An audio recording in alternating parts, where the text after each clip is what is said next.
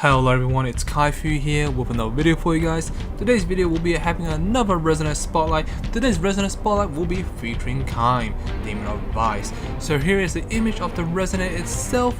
And in this video we'll be featuring this type of Resonator with typing, stats, abilities and so on. Other than that, let's get on with the main video. Now the Resonator typing is Demon, so there's not a huge ton of support for Demon in the current New Frontier format.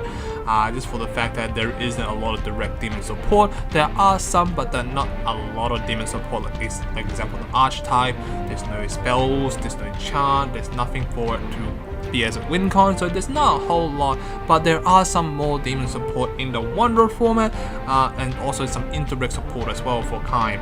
Like cards such as Root Egg, because Kaim is a red Resonator, so you can use Root Egg to search out Kaim, so you don't have to play many copies of it in your deck if you don't want to. You can also use Summoning Art, which is the 2 Towers set card from the Green Cluster, which allows you to search for a demon and reduce the cost by 2 darkness if you have Abdul as your ruler.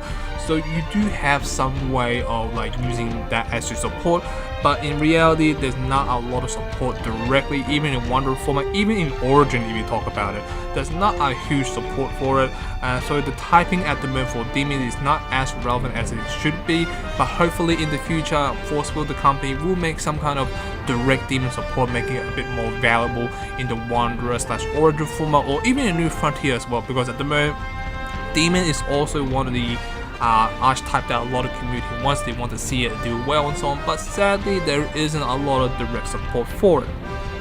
Now moving on to the cost, the Resonator is a 4-cost Resonator, 2 reds, 2 colorless, so quite hefty on the cost part. So it is a mid to late game type of card, but this mid game to late game type of card doesn't really impact the game on play like right away. For scenario like a lot of like win cons card or a lot of high cost Resonator has like huge impact on the field when it's been on play, especially high cost. For example, Captain Hook, Celestial Wings and so on. There's a huge impact each time you play a very high cost Resonator that they gain something right away. However, from Kaim's point of view, or from my point of view anyway, Kaim is pretty much a on play, you gain the advantage right there, but not a huge impact. But in the long run, as long as this Resonator remains on the battlefield, it will gain that extra benefit, which I will explain later in the ability lineup.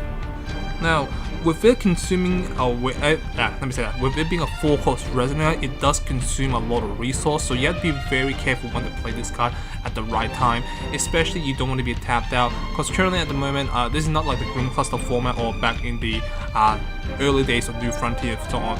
Being tapped out is okay back then, but now in this time of the game, you do not really want to be tapped out, because if you're tapped out, meaning that your opponent says that, oh, you have no interaction, so I'm going to do all these wonky combos and then I'm going to destroy your life and destroy your soul.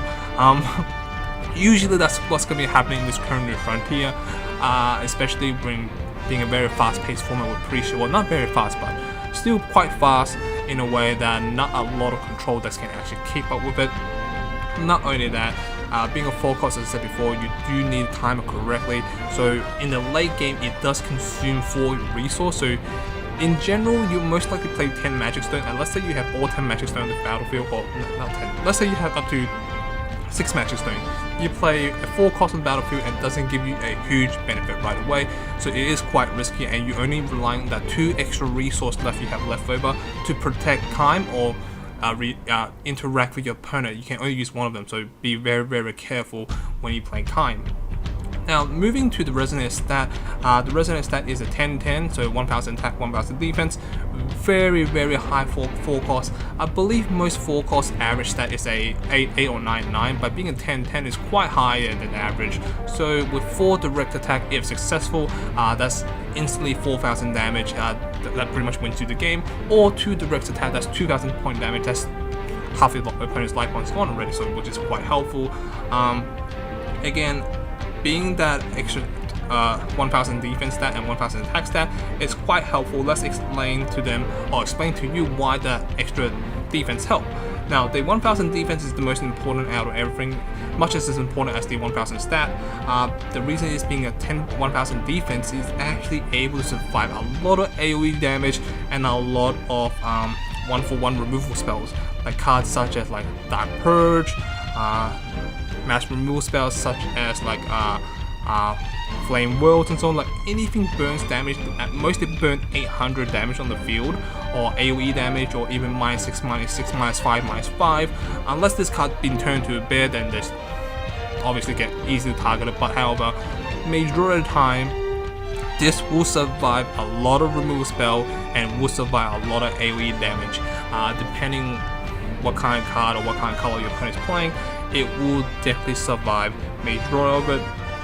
So which is a great thing. So let's say it's getting targeted for, like, example, a spell, it will definitely survive unless they waste 2 cards to get rid of it, like a Dark Purge and a Heartfelt, or a double Dark Purge, or Bear Magic and a Dark Purge, or double massive AoE damage to get rid of the field, like for scenario like double World Flame. That's the only way to get a very high stat Resonator away from the field, unless they have some way to turn it to a bear.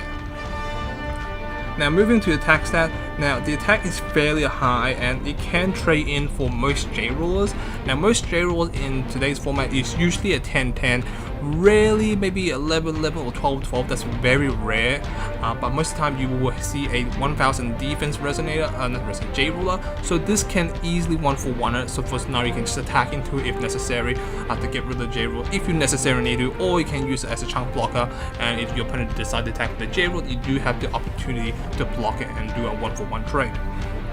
So that's pretty much it on the stats and so on. Moving to the abilities. Now the Resonator does have 3 types of abilities, 2 autos and 1 active.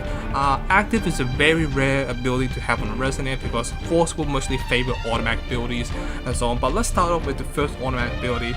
The first automatic ability, when it comes to play, you're able to steal a 2-cost Resonator, regardless of being rested or not, you recover it and then gain swiftness. So pretty much you can use that Resonator against your opponent, such as like for scenario, you can use the own Sylvia, attack them directly, they choose the target cannot block for that turn, or you can use like an on-hit ability, or you can use an ability to collect declaration attack, like for example the Dark 1-inch boy for scenario, stuff like that. You can use that to your full advantage with that ability.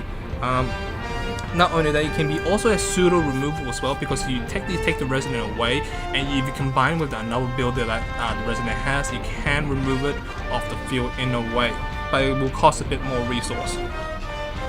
Her second ability, or not her, his second ability. Remember, Kaim is a male and is a trap. Just saying.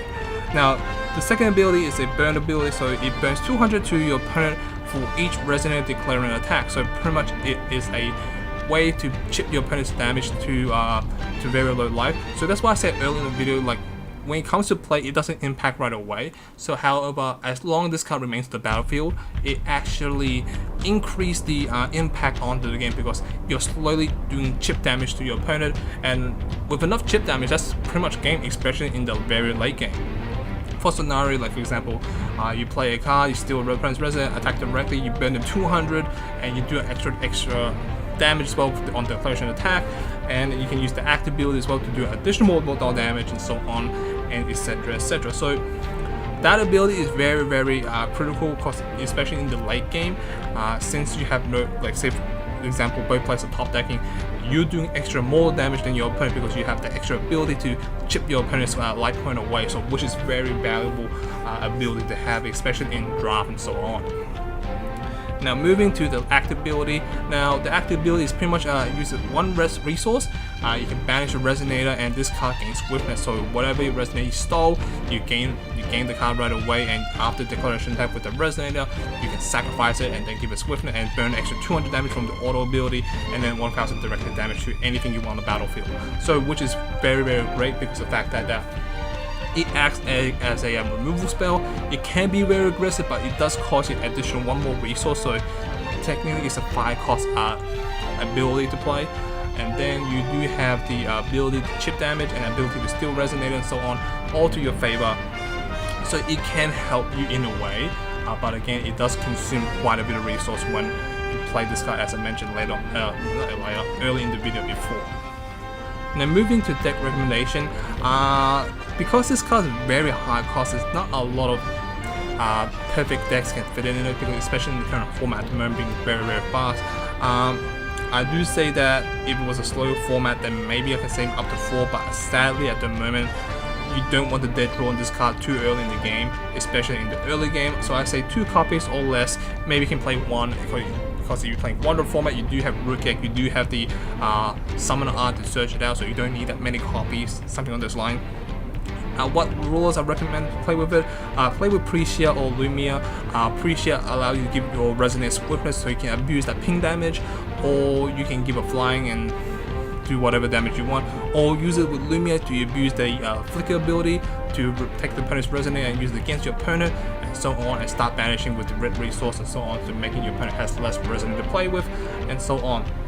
Or you can play or can be very unique and play Lunan. Lunan is pretty much the red Resonator from the start deck, from the Lapis cluster. So each time a Resonate declares an attack, you burn 100 damage towards every single Resonate, so you can do more AoE damage, or you can do more damage onto a Resonate, so the 2-cost Resonate can easily kill the Resonate you want to target, or can get rid of a blocker like a token or so on. So yeah, you can hit for magic numbers, the key numbers, and so on. Now going to combos, there isn't a lot of combos. However, as I said before, you can combine it with like Wanderer cards such as Cinderella for the banishing effect, or you can come for 200 AoE damage and so on. So it does help in a way. So yeah, other than that guys, that's pretty much the video. That concludes the video. So thank you for watching, thank you for listening guys. Hope you guys enjoyed it. See you guys next time. Peace.